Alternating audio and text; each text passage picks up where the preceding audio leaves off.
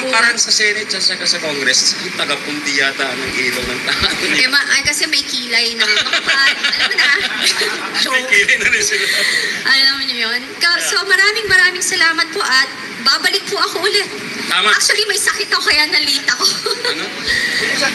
Sige, go. Yan, Miskate, una. Mike. Sige, sabihin mo sa akin, sasabihin ko sa kanya. Ikaw na lang.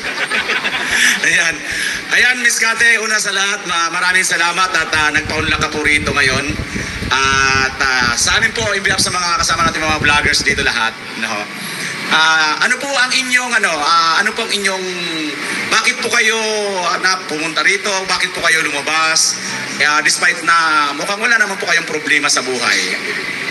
Again, ako ang iniisip ko na lang kasi, di ba, sinabi ko naman to sa aking mga interview, na-trigger ako because I also like, especially now, nakita ko si Attorney Lopez na yung trauma, yung kanyang, yung trauma na binigay sa kanya ng pambubuli, panghaharas kasi wala naman siyang ginagawang masama. Rather than, ginagawa lang niya ng tama ang kanyang trabaho and dahil hindi nila makuha yung kanilang gustong sagot, ang House of Representative is harassing her and forcing her to say something na hindi naman kailangan or hindi niya talaga alam, you know? So ako, na-trigger, naalala ko ulit yung ginawa nila sa akin, na babae ako, mayaman sila, powerful sila, still, nag-iisa akong babae, may anak ako, 5 anak ko, 4 ang babae kong anak, wala silang pakialam sa akin na saktan ako, ibuli ako,